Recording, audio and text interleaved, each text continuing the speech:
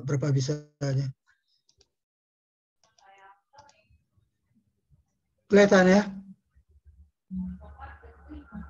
Kelihatan model apa Pak? Halo? Lagi proses, Pak. Proses, Pak. Itu? Belum, Pak. Lagi proses, Mas. Sudah, Pak. Belum juga? Ya, Pak. Udah kelihatan. Sudah, Pak. Udah ya? Ya. Udah kelihatan. Ya. Tadi ini banyak masalah nih, lampu mati. Aduh, gelap.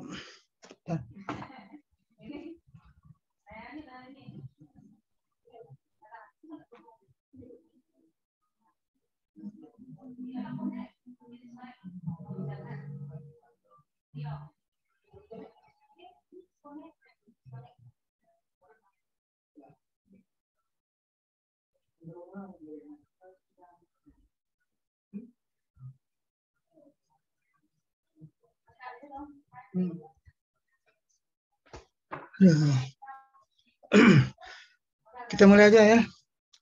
Assalamualaikum warahmatullahi wabarakatuh. Waalaikumsalam. Mahasiswa PPG yang Bapak hormati, ini kita kayaknya sejak hari Selasa ini, sejak badai di Bengkulu ini macet, terutama jaringannya ke Unip nih. Di Nusa Indah juga gawat juga ya, banyak tempat-tempat yang banyak ini jaringan internet ke tempat Bapak ini sampai ke belakang Medan Baru itu rebah semua. Ini sudah semalam diperbaiki Pak melapor, tapi belum gitu ini ya.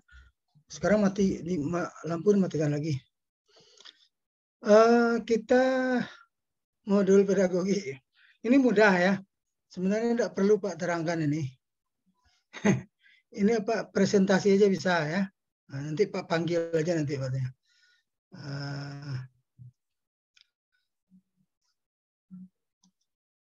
Itu jalan ini Pak, apa namanya, jalan itu ya, slide Bapak ya. Nah, jalan ya. Jadi di modul pedagogi 1 ini MP ya, modul pedagogi 1 kegiatan belajar 1 dulu. Ada juga 4 kegiatan belajar. Di kegiatan belajar 1 ini sangat umum. Itu kita membahas tentang konsep dasar rasional dari ilmu pendidikan. Jadi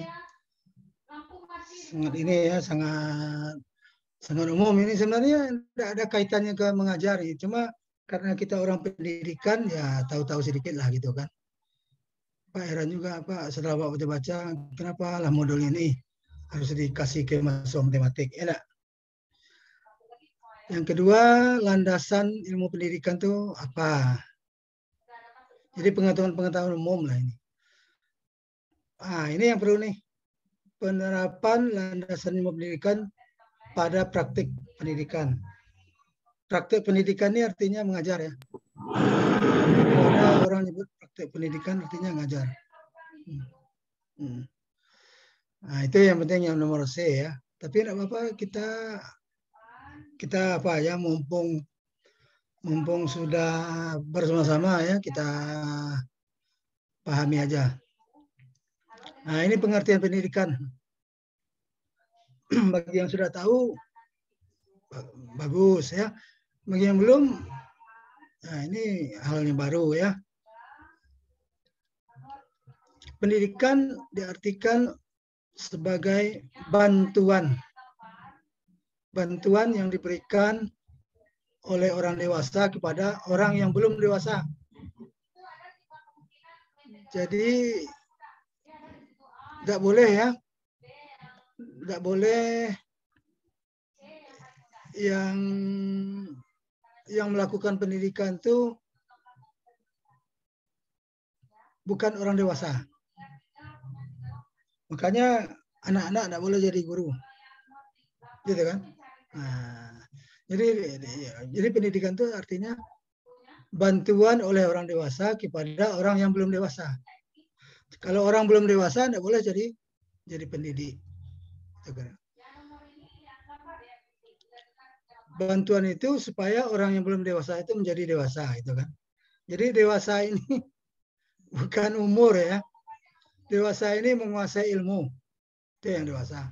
Jadi kalau kamu ini belum dewasa, bisa jadi ya, walaupun umurnya sudah 25, bisa jadi ilmunya belum ada. Itu ya. Nah, dalam pendidikan itu yang disebut orang ya. Jadi menilai orang dalam pendidikan itu dilihat dari bukan dari umur, dari ilmunya, ilmiah kalau pendidikan ini. Jadi bisa saja kalau umur orang 40 ya, bisa saja dikatakan orang pendidikan, bisa saja mengatakan orang itu belum dewasa. Bisa ya. Nah, jadi hati-hati ya ketika Anda nanti jadi guru di sekolah, lalu oleh kepala sekolah dikatakan, ini gimana ini, belum dewasa katanya. Nah, itu artinya kita tidak punya ilmu. Hati-hati ya. Nah, dalam bahasa Yunani, pendidikan disebut pedagogi. Nah, bahasa Indonesia-nya ya, ini ada pedagogi. Artinya ilmu menuntun anak, artinya ilmu mengajar. Ya. Jadi pedagogi. Nah, itu jadi kenapa diadakan modul pedagogi? Karena kita mau mengajar. Jadi harus ada ilmunya gitu. Tidak mungkin lah kita kalau melakukan mengajar itu tanpa ilmu. Bisa juga orang ya. Banyak juga kalau zaman-zaman dulu, zaman apa namanya? Zaman orang tua bapak ini tidak ada belajar ilmu pedagogi, mengajar juga dia. Orang tua bapak itu kan guru juga. Tidak ada belajar pedagogi, tidak ada tamat SMA aja udah ngajar ya. Tidak ada kuliah S1 ya. Nah, tapi sekarang lain lagi ya. Jadi harus ada ilmu. Apa aja sekarang dilakukan sesuai dengan ilmu ya. Nah, tidak boleh, tidak ada pijakannya, pijakan namanya. Pedagogi juga berarti mendidik, yang membahas apa dan bagaimana mendidik yang sebaik-baiknya itu ya. Jadi pedagogi itu artinya mendidik. Inilah yang mahal harganya bagi guru ya. Jadi guru itu bukan mengajar aja, tapi mendidik. Itu yang paling mahal. Ya, itu pesan Bapak, itu Pak harapkan nanti kalau betul-betul sudah jadi guru, jangan hanya mengajar saja, ya kan? Tapi juga usahakan mendidik. Itu kan? Mendidik itu mudah, bisa didapat dari pengalaman, bisa baca buku, bisa melihat apa senior-senior yang sudah pengalaman, macam-macam caranya. Ya. Jadi perlulah ini ilmu-ilmu gini ya. Lalu Arif Rahman, ini dulu S3 sama dengan Bapak di UNJ. Sudah dikutip orang. Bapak sebenarnya apa namanya macet, tidak ada menulis, tidak ada apa-apa. Ya. Banyak kawan-kawan Pak itu istilah kalau di guru ya, semua sudah kepala sekolah, kawan-kawan Pak. Kalau di apa karya ilmiah sudah go public ya, keluar. Ini salah ini nih, kawan Pak.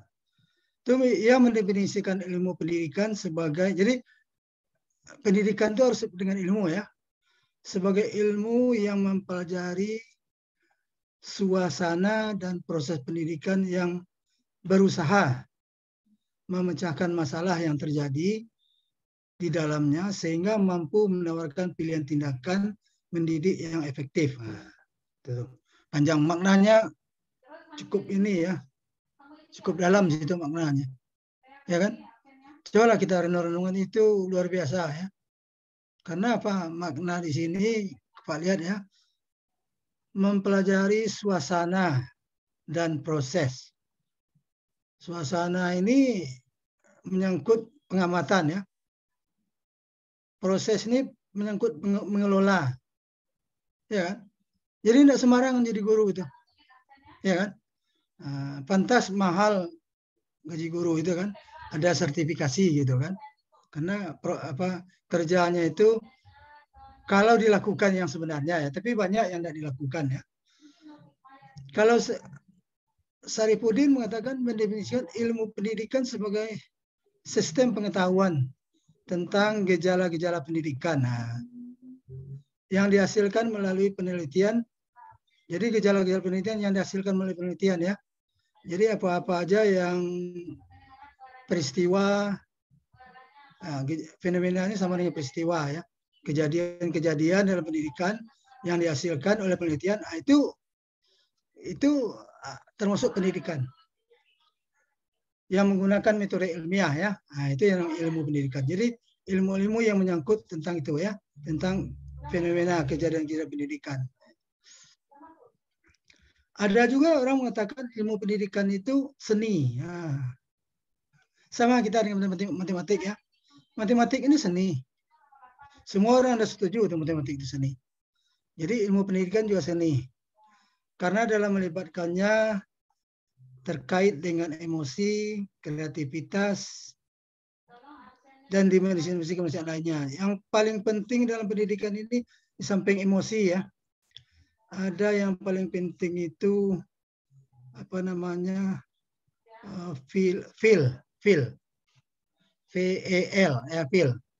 Kalau ditambah sedang yang berlangsung sekarang namanya feeling. Ya. Jadi feeling itu yang paling penting sebenarnya dalam mengajar ya. Kalau anak ribut, anak ini sebenarnya bisa aja dengan feeling aja. Ya. Ketika kita lihat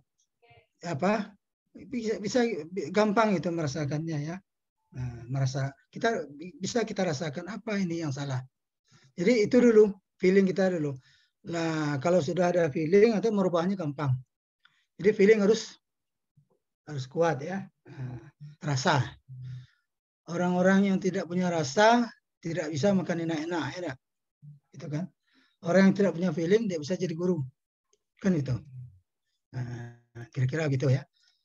Ini teori ya, tapi teori ini kalau kita betul-betul kita hayati klop ya. Berguru itu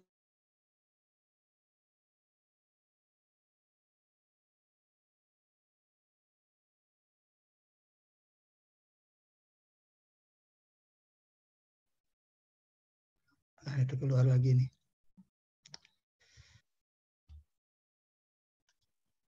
Halo, bisa dengar suara Pak ya? Bisa, Pak. Nah, kita keluar lagi. Putus. Pak tethering dengan kota Kemendikbud. Sementara WiFi Pak ini masih jalurnya belum diperbaiki Telkom ya, orang di home. Jadi ini Pak. Share Pak, masih bisa lihat? Sering. Kalau sekarang belum ada. Enggak lagi. Enggak ada lagi. Belum ada. Belum. Diulang lagi ya. Tahan dulu.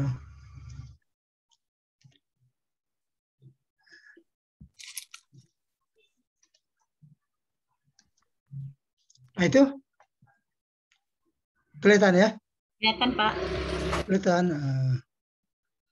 Ya, yang aktif di sini cuma Adi, Ari ya.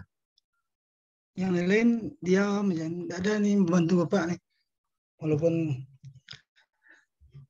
ini daerah mana ya kok tidak mati lampu ya tempat ini.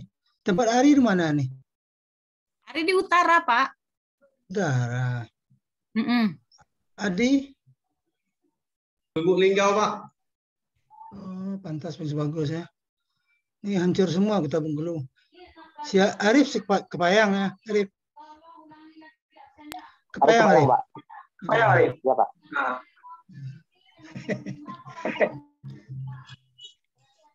Kita ini kalau Pak terlempar nanti masuk lagi ya. Ini kayaknya bakal beberapa kali terlempar ya. Mana gelap, mana ini kan. Jadi yang paling penting ya, jadi guru itu harus mempunyai kemampuan mendidik. Di samping menguasai materi ya. Nah, Menguasai materi ya, tapi yang penting di samping itu harus ada juga kemampuan mendidik. Nah, inilah yang dipunyai oleh orang-orang dari FKIP, dari Fakultas Keguruan ya. Dia punya kemampuan mendidik. Kemampuan mendidik itu salah satu kompetisi guru ya. Itu sudah diatur Undang-Undang Nomor 14 Tahun 2005. Undang-Undang Guru dan Dosen ya. Nah, itu kompetisi kompetisi yang harus dimiliki oleh pendidik adalah kompetisi pedagogi ya. Nah, jadi kemampuan mendidik itu ada di kompetisi pedagogi. Nah, ini. Jadi nanti ini diuji nanti setelah ujian UP, ini ada ujiannya. Ujian di UP itu ada uji kompetisi pedagogi. Nah, ada kompetisi profesional, kompetisi sosial. Nah, apa satu lagi itu? Ya. Jadi ada itu yang diuji. Jadi bukan hanya kemampuannya kemampuan menguasai materi aja ya. Pedagogi mengajar juga ditanya. Itu meliputi kondisi pedagogi ini meliputi pemahaman terhadap peserta didik. Nah, kita feeling kita harus kuat ya tentang peserta didik. Kalau ini peserta didik ini suka ribut ini. Nampak aja kan kalau ini kelasnya nyaman ini kelasnya. Jadi ada kemampuan di situ ya. Kemampuan perancangan dan pelaksanaan pembelajaran. Perancangan buat RPP ya. Nanti diulang lagi nih. Dan pelaksanaan pembelajaran mengajar. Mengajar itu ada nanti kita peer teaching, ada PPL langsung ke sekolah ya. Nanti PPL-nya luring kayaknya kalau Pak dengar-dengar. Ke sekolah langsung enggak seperti dalam jabatan ya. Dalam jabatan daring. Cuma merekam aja. Ada yang merekam pakai siswa 2 orang, ada yang merekam kosong siswanya. Kalau ini langsung ke sekolah karena sekolah sudah ada yang full, tapi ada yang 50% ya. Sudah itu kompetisi menguasai evaluasi hasil belajar. Bagaimana menilai ya. Ini penting nih. Kalau enggak ahli menilai, takutnya salah ya. Yang pintar direndahkan nilainya, yang enggak pintar ditinggikan nilainya. Itu keliru dalam menilai ya. Atau mungkin karena sesuatu, karena X, faktor X ya. Nilainya dikasih 9 gitu kan. Itu enggak boleh. Nilai itu harus syaratnya objektif ya. Dan pengembangan peserta didik untuk mengaktualisasi berbagai potensi. Nih perkembangan peserta didik ini yang di dalam modulnya sekarang. Bagaimana itu mengetahui apakah anak didik kita, siswa kita berkembang atau tidak. Nah, banyak sebenarnya tugas guru ya, tapi tidak pernah dilakukan guru ya. Nah, itu aja. Tugas guru ini berat, tapi tidak pernah dilakukan. Nggak bisa jalan lagi. Aduh, gimana nih?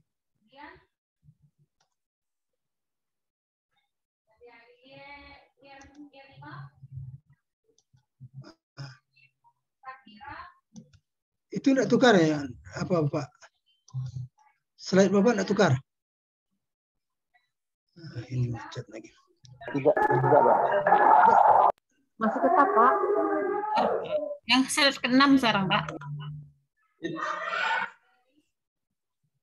Yang ke-6, ini sudah ke-6 nih? Iya, yang ke-6 tuh, Pak. Ini yang ke-6. Ya. Ini yang masuk yang ke-7 ya. Kita berjalan.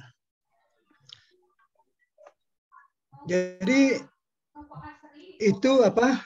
Yang pertama tentang konsep tentang ilmu pendidikannya. Sekarang landasannya. Landasan ini dasar ya. Kalau pesawat juga ada landasannya. Ilmu pendidikan juga ada landasannya. Ilmu pendidikan ini. Jadi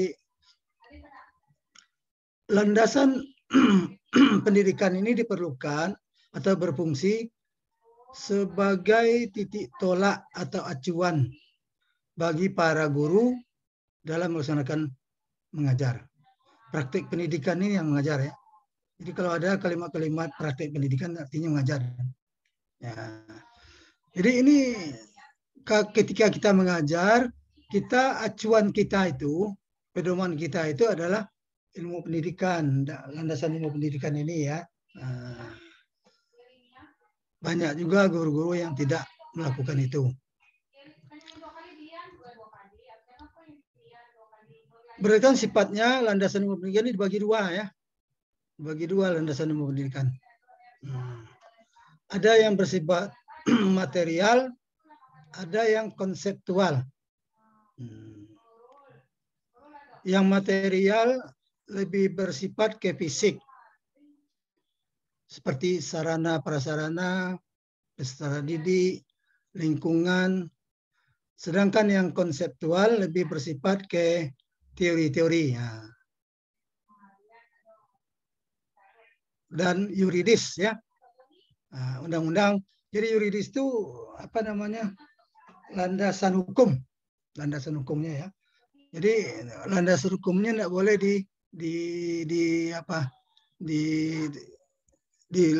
dilanggar. Karena landasan hukumnya ada undang-undang dasar, ada undang-undang, ada peraturan pemerintah. Peraturan pemerintah itu ada permen, peraturan menteri, ada PP, ada macam-macam ya. Ada peraturan daerah juga ada tentang pendidikan. Yang perlu landasan itu dibagi, konseptual itu dibagi 4. Landasan filosofis, landasan yuridis, tadi seperti ini ya. Landasan empiris, landasan religi, agamais ya. Yang paling penting itu yang nomor 3. Yang nomor 3, yang filsafat ini terlalu umum ya. Tidak ada kaitannya ke dalam kelas itu aja. Sebenarnya penting juga nambah wawasannya, penting-penting ya. Semuanya tidak ada yang penting, semuanya penting. Jadi tidak ada istilahnya anak didik kita itu yang tidak pintar, semuanya pintar. Cuma mungkin cara mengelolanya kita yang belum pintar saja. Jadi kalau anak didik kita tidak menguasai, tidak mengerti ya, tidak memahami, yang salah guru. Tidak boleh anak disalahkan ya. Nah itu. Nah, jadi yang kita lihat ini aja ya. Mungkin yang lain-lain mungkin tanya jawab nanti boleh nanti Pak suruh apa kita tanya jawabnya. Yang ini Pak landasan psikologis, landasan sosiologis, landasan historis. Terbagi 3 pula yang landasan empiris. Yang paling penting ini psikologisnya, psikologi ya, psikologi namanya. Ini landasan psikologis. Landasan psikologis itu kita lihat ke anak didik kita, kita lihat ke siswa, ya, mencakup 2 ilmu itu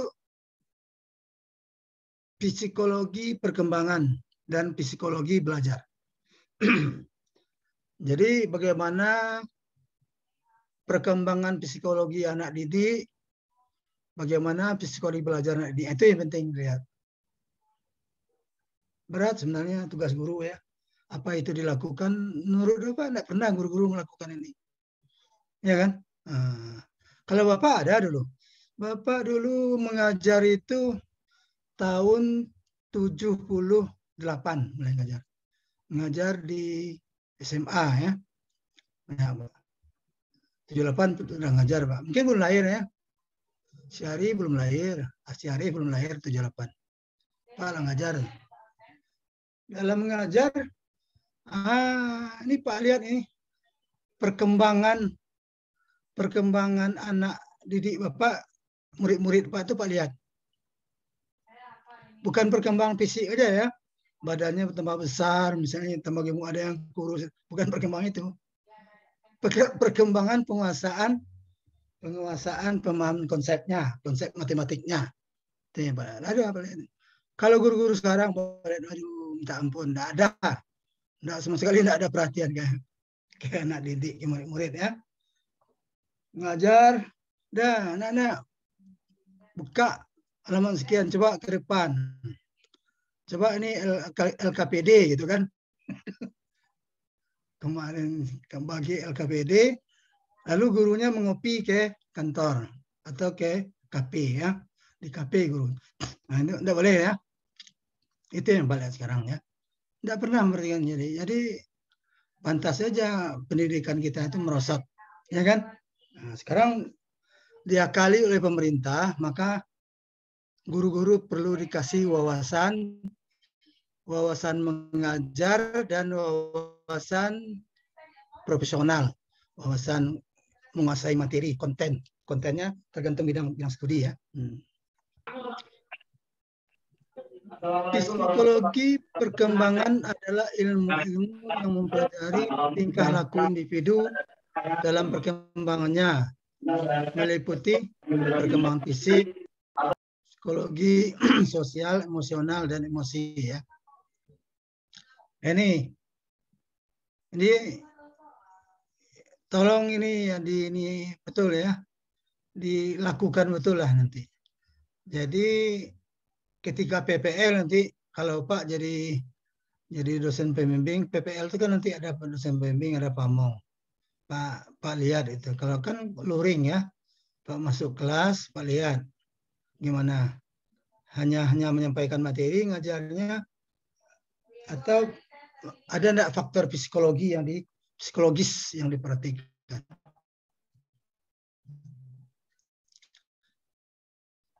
Itu ini yang psikologi perkembangan. Lalu psikologi belajar. Itu tentang faktor-faktor yang mempengaruhi individu belajar dan bagaimana individu belajar yang dikenal dengan istilah teori belajar.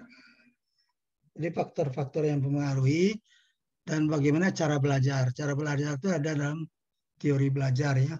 Teori Thorndike, teori Ausubel ya, teori Vygotsky. Nah, di situ dituntun kita harus kalau guru yang pintar ngajarin seperti itu. Tapi sekarang enggak ada yang guru ngajar menurut